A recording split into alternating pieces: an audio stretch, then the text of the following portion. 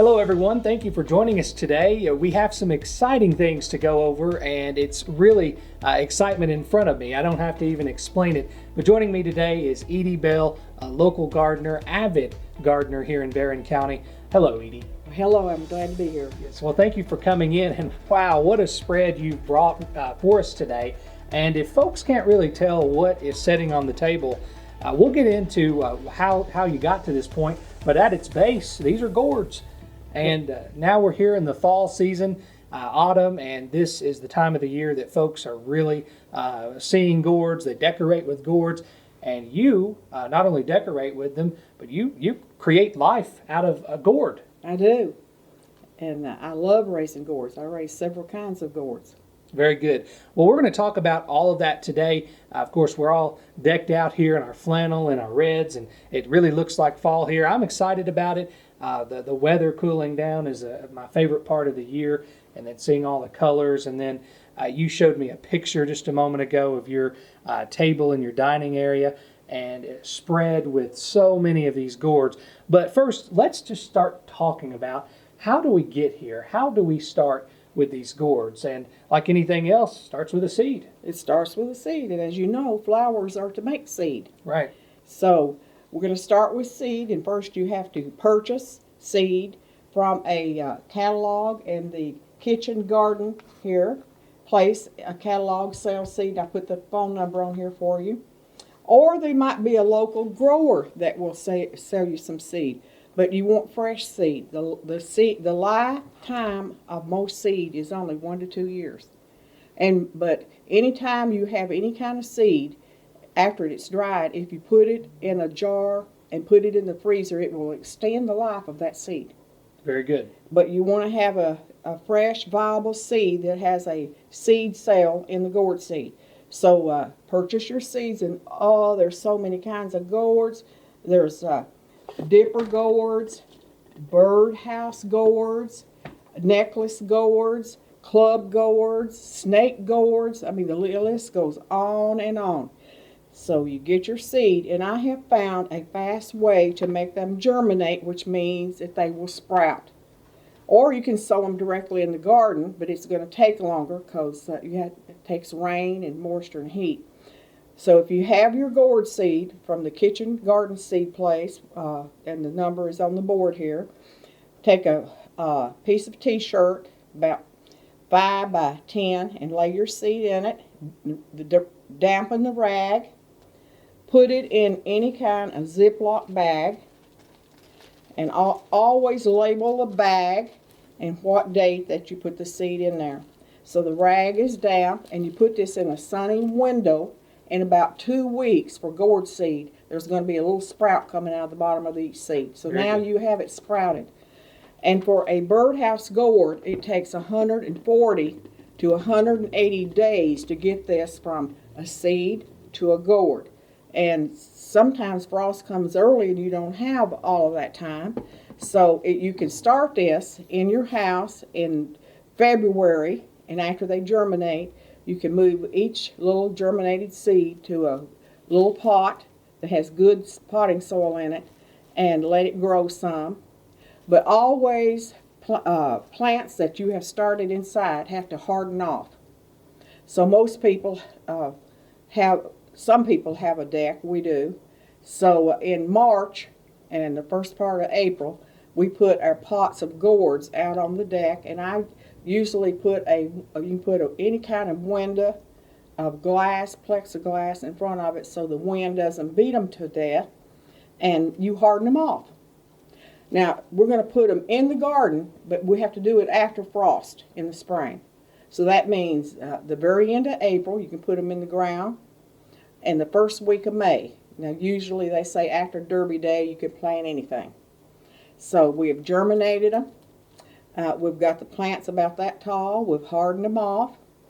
And now we're going to move them to the garden. Or if you didn't want to go through all that, you could just sow the seed, germinate it, and sow the seed directly in the garden. So then they're going to grow all summer. There are some bugs that like to get on the gourds, especially later in the summer. It's called a brown stink bug. So mix you up some liquid 7 in a spray bottle and squirt the bugs to keep them off. But you know, gourds are unique. I raised the little necklace gourd, and it blooms only at night, and it has white blooms. And there's a little moth that flies around that looks like a fake hummingbird, and it only flies around at night, and it pollinates my gourd seed, my white necklace gourds with the white blooms at night and during the night. So I will have gourds, but most of these gourds have yellow blooms, and they open in the day. And you need all kinds of pollinators to go into the bloom to move the pollen from one bloom to another. And so there the bees come in. Right. And there's one plant that you can really plant in your garden that really draws the bees, and that is catnip. And when the blooms look pretty ragged, if you cut the catnip off, it'll rebloom. But the pollinators love the catnip. And if you plant squash, boy, do the pollinators love to get in those squash blooms, and they just move from plant to plant. So it's going to take 140 to 180 days to grow this gourd. That's a long time. Mm-hmm. Now there is this particular gourd, the dipper gourd. A lot of people, see how straight this is? Mm-hmm. They want this curved and twisted, and they make sure they make them some kind of arbor for these to grow on. And I have a picture here. And they use rope, and they twist the stem while they're green. And they really are in competition in a lot of gourd shows. Here's the twisted gourds with ropes. There's the gourds hanging. But I don't raise these particular type, but I do love to buy them and work with them. Sure. And but they use ropes, and they have to hang them, like I said, from an arbor, and make them into all different shapes. So gourds need to grow all summer and in the fall. Now, gourds, every one of these gourds, when they're growing, they're green and full of water. They're heavy. Right. In order to get them lightweight, and you can hear the seed in here, if you leave them out through the winter, the freezing, thawing, turns the gourd from green to lightweight and makes it a gourd so that you are able to use it. So you're going to grow these, start in the spring, leave them out till, now some of these will turn brown before February, and you go ahead and pick them. And we do want to say they don't start out as a chicken, or they don't No. start out as a snowman or Santa Claus. We'll get to that in a moment. Charlotte Scott here up at Mumperville, she has 35 kinds of gourds. Wow. And also when you're planting gourds, so they do not cross-pollinate, you have to put each different kind of gourd 30 feet apart. And she said she ships out 40,000 gourds a year. Wow. Up at Mumperville, Charlotte Scott. And she will sell the seed also. But now after you have grown them and left them out, and now this one is real lightweight. And you also, if you're buying gourds, you want the real thick ones. Now sometimes I like to turn these into Martin houses. Has to be 14 inches around and really thick for it to be a Martin house, so that the babies are insulated from the weather. Mm-hmm. And if you thump on them, you can tell if one is real lightweight, and this one's real lightweight. You want it to sound real hard. So we're ready to clean that gourd. Very good. So you're going to demonstrate today how we're going to clean this gourd. Is that right? That's right. All right. Well, on the other side of this break, we're going to watch how Miss Edie Bell cleans this gourd, and then we're going to get into how she makes them come to life.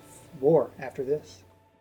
At a time when truth matters, we take pride in bringing you the most up-to-date and accurate information at WCLU News. Join us for our complete election coverage this season at WCLUradio.com and on the air at 103.1 FM and 1490 AM. Join us for our election forums October 11th and 13th at 6 p.m. at the historic Plaza Theater, and our live elections return broadcast November 8th at 6 p.m.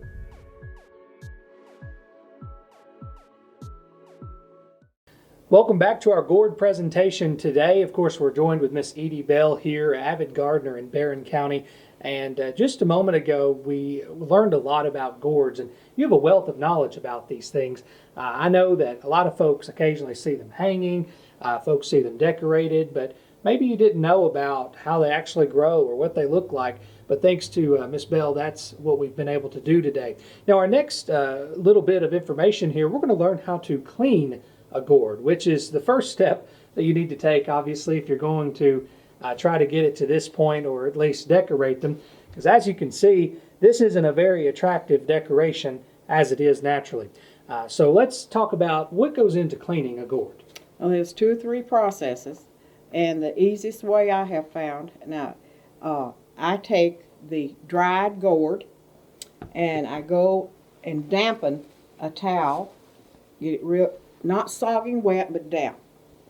And I take my gourd individually and I wrap the damp towel around the gourd. Make sure it's wrapped all around and on the bottom.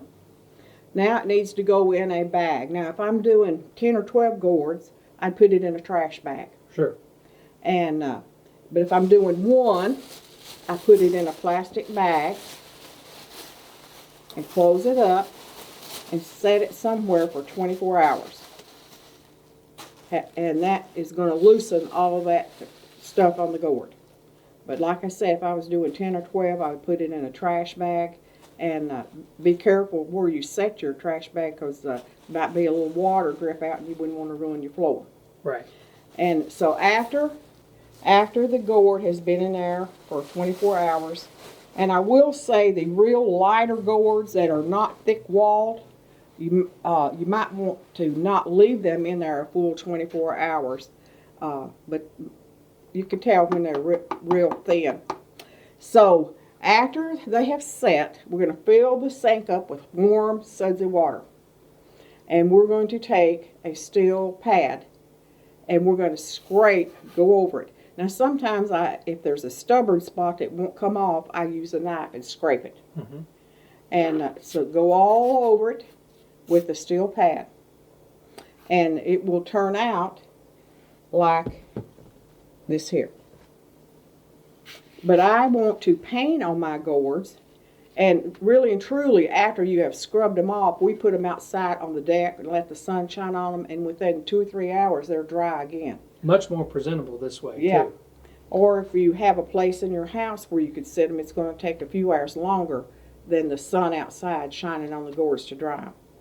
So now I have to decide, what do I want to do with my gourds? Do I want to stain them and paint on them? Or do I want to use house paint and turn them into just paint it all together? So what I do is, for staining, I take a little piece of a cloth and I go to Lowe's, and this is Men Wax Wood Finish Red Mahogany number 225. And believe it or not, this little half a pint will stain 300 gourds. Really? 300. And those are the pretty good size gourds, right? Mm-hmm. Good deal. So you dip the rag in there and you wipe it all over the gourd. And it makes it look like leather.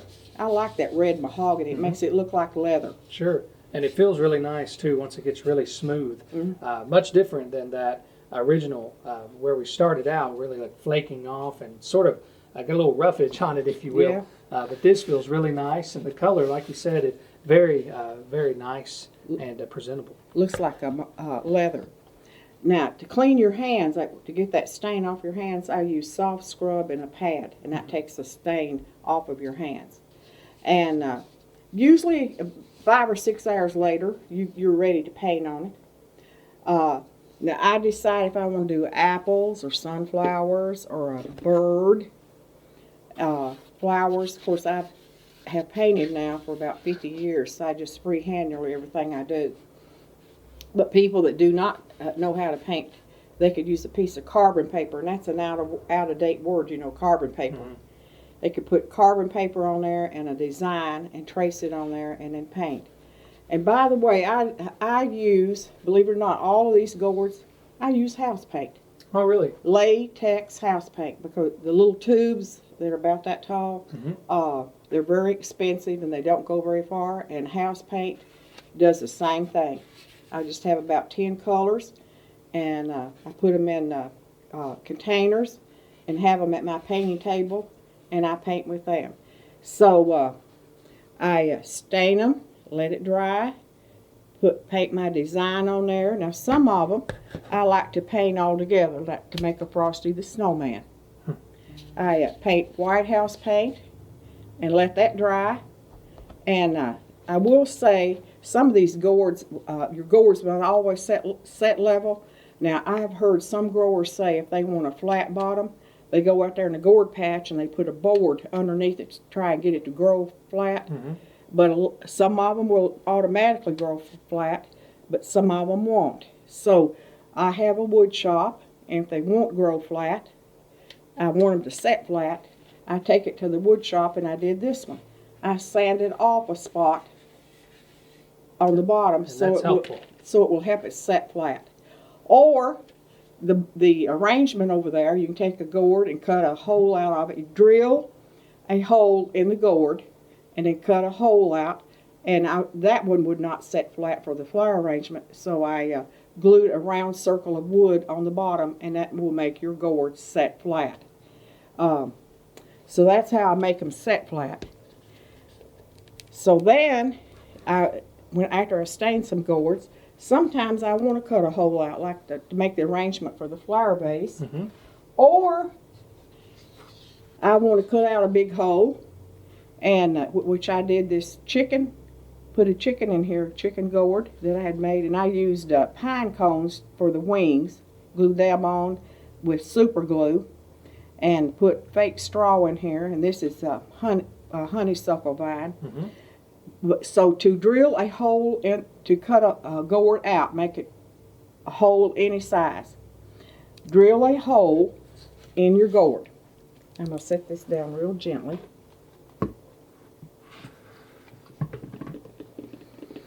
And I have on here in Berkeley, California, the canning shop, 1-800-544-3373. They sell a gourd saw. And it fits in your hand. And but the blades that they send you, really, they really do not work real well. So my husband went to Lowe's and got me a jigsaw blade. Mm-hmm. And I sanded the end down so it would fit in the space there where it holds the blade. Right. And after I have drilled my hole bigger than this jigsaw blade, I'm ready to turn it on. And you turn it on with your finger. And I just go all the way around the gourd. And this even has a speed, low, medium, high. I've had this for about 10 or 15 years, and it was right at $100, and they're still the same price and still sell them. Very good. So this is actually marketed as a gourd saw. Very good. Isn't that neat? Fits in your hand, and you can, like I said, you can cut small holes, big holes. Now, what if someone is listening today and they might not necessarily have the same skill sets in order to grind down this saw portion here? What would you recommend maybe aside from this, since that blade to cut a hole in it? Yes. I don't know. I don't think there is a way. I really don't. I don't know of any hand saw. I don't know of any other way. Sure. But I've used this and cut hundreds of gourds. And after I put this jigsaw blade in there, I haven't broken a blade yet. I like to make Frosty the Snowman all sizes. And you would think that was one gourd, wouldn't you? I would. Grow it that way. It's not. I grow these, and I would be willing to share some of these seeds if people would, leave their name and number with you. Sure. These are called just the little round gourds. And you can tell that I picked them last year out of the field. But they also will not set level.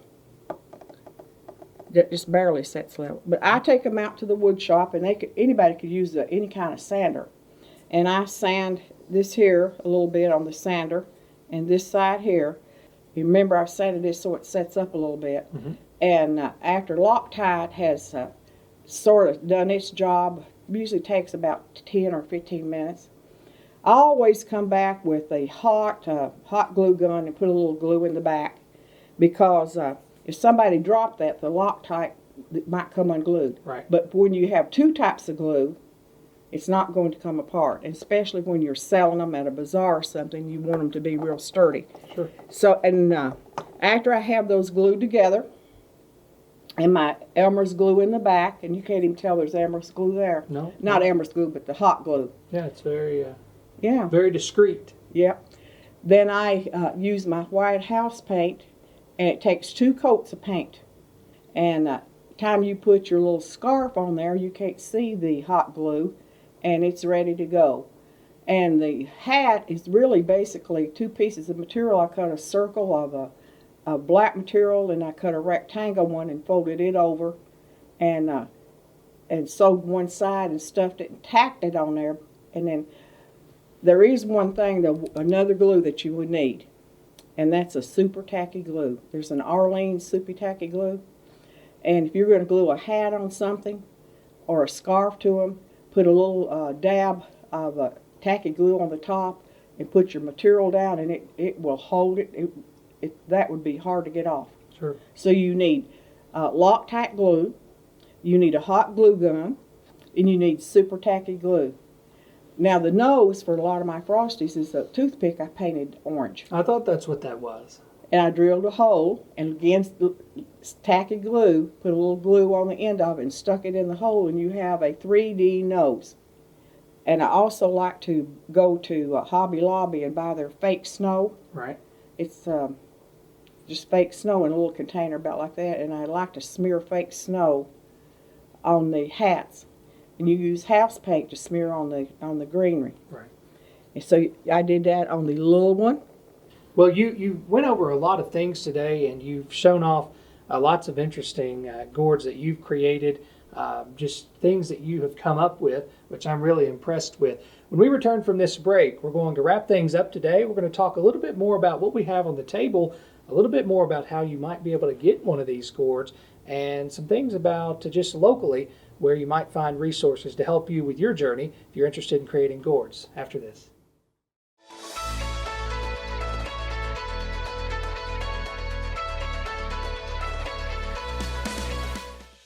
Well, welcome back in today to our gourd presentation. We're joined here with Miss Edie Bell, who is a local gardener, and we keep adding that word avid because it's so important. If you can't tell by the spread in front of us, these are gourds. That's what we've been talking about today, and lots of creativity here on this table. A lot of your brainchild here on this table. Let's kind of wrap up today by talking about where folks can find these finished gourds. If someone says, oh, I really like that one, I'd like one of those for my kitchen table or for my decor in the house. Where can folks find these? Well, they can find them at the gift shop on the square. The Veronica Wells runs that gift shop. Mm-hmm. Which that's the is that the west side of the square? No, that side over there would actually be the south side. South side. She sells them in her shop. I'm sure there's other gift shops around here. I sell them at my home. I sell these gourds. A lot of people come out and want to purchase them. Mm-hmm. Just a variety of places. Now, if you want to mention what's kind of the cost factor for folks to what should they anticipate if they're buying these decorated gourds? Well, I love them so much and paint them. In a gift shop, they would run probably $20 to $30, Mm-hmm. but I sell mine like $15 if I sell them out of my home. Mm-hmm. $15 a gourd. I have the necklace gourds, and they're $5, and these here are $5. This also could be an ornament on a tree, or you could use it in a lot of ways. Put it in a jar and make a centerpiece. So, but check gift shops around. Several of them would probably sell gourds. I think the gift shop at the Barren River Lodge, they always have gourds down there for sale in that gift shop. Sure. And of course, we don't want to forget about our local Homemakers Association. and events that they put on, and local craft fairs, things like that. Now, another good place to buy gourds is down at Smith Grove also. Mm-hmm. But locally here, you have the 2 or 3 gift shops here on the square, and local people that will sell them, like me, who make them in their home. And one thing I forgot to mention was this: how I made this rooster cone and the beak, Mm-hmm. and I have the it's sculpty mold. It's a powder, and they will ship that directly to your house. Mm-hmm. Just mix a couple tablespoons with water and mold. You can mold it into anything. But I love to make ornaments. I take some of the gourds and make them into little Christmas ornaments, paint Frosty the Snowman on them. Now, these will be for sale at the Christmas Bazaar, too, coming up November the 19th at the Extension. At the local extension office on West Main Street in Glasgow. When you're making these, you sit down and it's just like any other form of art. This is a form of art, an expressive form of art, really. Of course, inspired by the season that we're in or the time of the year, but sometimes it's also inspired by just objects you want to create. So what is it about your creativity? How do you come up with these ideas? Well, there is books where you can go to get ideas, and I share my patterns. I did a Gourd seminar here not too long ago, and remember, I've been painting for 50 years. Right. So I have a wide collection of patterns, and I will share my patterns with people. But usually, the season, whatever season it is, I want to make a lot of gourds for the season.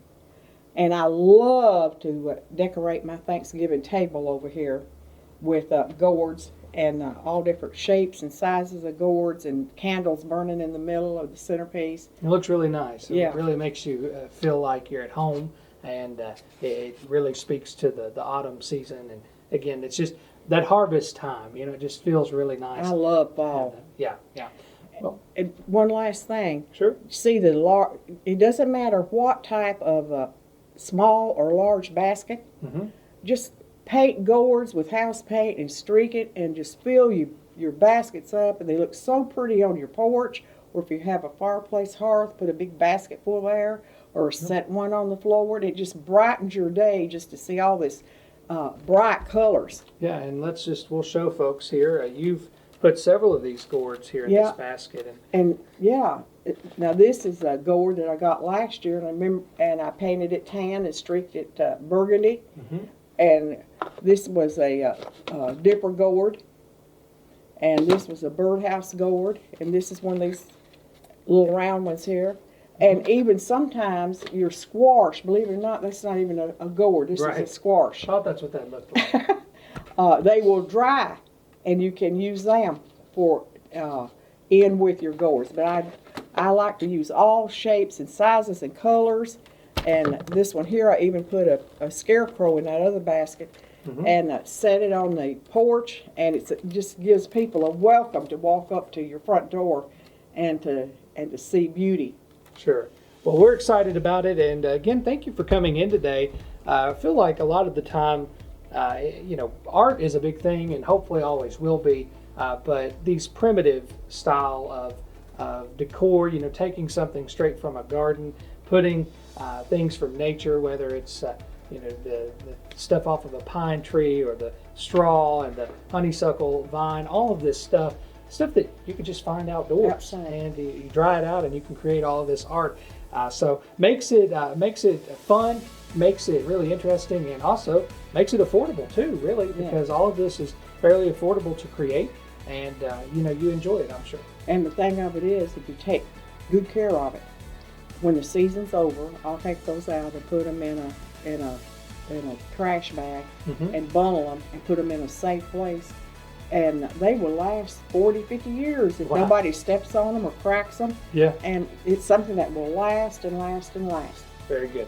Well, again, we've been speaking today with Miss Edie Bell, an avid gardener here in Barren County, who's done a very great job at showing us how to create gourds, how to grow gourds, and pretty much take something all the way from a seed into something you might put on your kitchen table. So again, thank you, Ms. Bell, for coming in today. Thank you. It's been really impressive, and if you have any information or you'd like to share with Miss Edie Bell, or you'd like to contact her, you can call us here at the radio station, 270-651-9149, and we'll be happy to get you in connection with her. Thank you.